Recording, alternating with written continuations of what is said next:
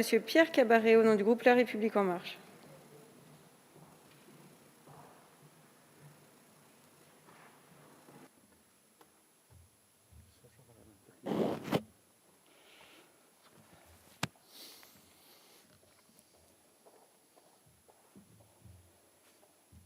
Merci.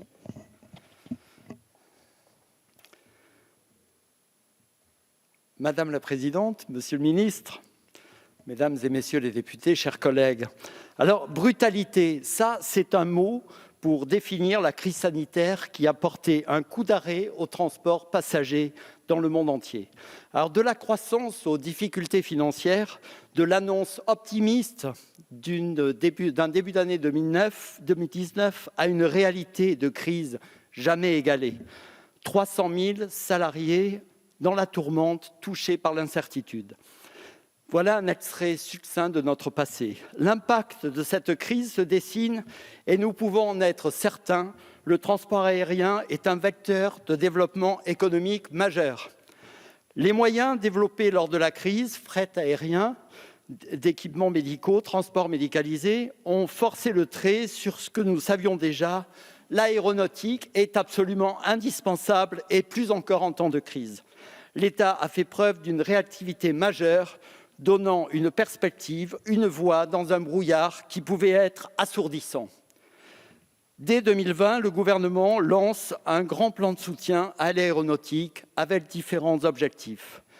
Répondre à l'urgence en soutenant les entreprises, à commencer par les plus en difficulté, pour protéger les salariés.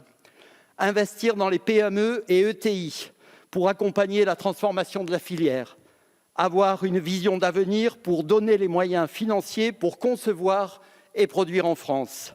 Ces moyens concentrés sur la R&D pour des avions décarbonés pour nous permettre de conforter notre place de leader, celle de la France, mais également celle de l'Europe, dans l'aéronautique et au niveau international.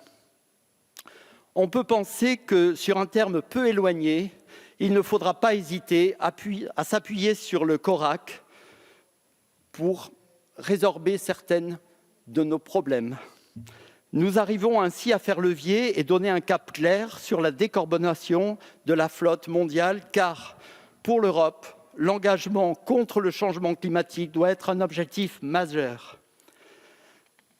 Alors, comment ne pas être fier? Comment ne pas rester attentif lorsqu'on est le député de la circonscription qui abrite un nombre incroyable d'entreprises aéronautiques, soit une très grande partie des 90 000 emplois de l'aéronautique en Occitanie. Et je peux vous dire un mot à ce moment, puisqu'on oublie parfois les TPE. Et il faut, au cas par cas, pouvoir, pour elles, pour leur durabilité, rallonger leur durée d'amortissement des PGE. Être fier, attentif et espérer. Et j'espère la création d'un organisme européen de formation à tous les métiers de la filière aéronautique. Vous avez compris, ce que je pense, c'est que Toulouse, Blagnac, serait le meilleur des endroits pour implanter cet organisme, et je ne suis pas chauvin. Notre région est dynamique. Permettez-moi de l'illustrer par 3 exemples. L'entreprise Satis, qui gagne le marché de mise en peinture des Boeing aux US. L'entreprise Aura Aero, dont l'ambition avec son avion électrique n'est autre qu'être le Tesla de l'aéronautique. Et l'entreprise Tarmac Aerosafe à Tarbes, une entreprise qui s'occupe de maintenance, mais aussi de ce qui nous préoccupe, le démantèlement et le recyclage des aéronefs en valorisant le produit. On ne peut pas parler d'aéronautique sans parler d'aéroport. Et nous devons avoir des grands projets d'aménagement et les voir pour certains. Et là, je pense particulièrement à celui de Toulouse, 3e aéroport français. Les voir transformés en plateforme multimodale, tournés vers l'avenir, équipés pour servir les villes, la région dont ils dépendent. Les gares TGV, pistes de drones, plateformes de livraison et bien sûr et surtout des transports collectifs. Mais je les souhaiterais aboutis.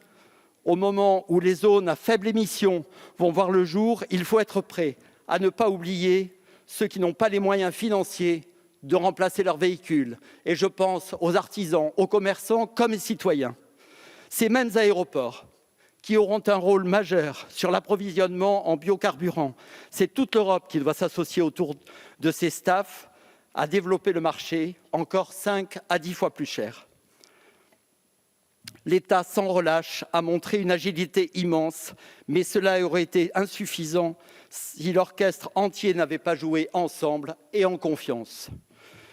Je ne peux conclure sans souligner le courage des salariés, l'ambition des chefs d'entreprise et la volonté de grandes centrales syndicales qui ont partagé les informations et ont évalué les objectifs. En vous disant cela, je pense autant à Éric Trappier, Guillaume Faury qu'à Rodolphe Robert de la CGT Aéroport. Rien n'est jamais acquis. La vigilance est importante et fort de cette expérience de solidarité, nous restons sur la piste. L'innovation, c'est la voie entamée depuis plus d'un siècle par l'aéronautique. Il faut s'en souvenir. Et c'est cette innovation qui nous entraîne sereinement vers le futur. Merci.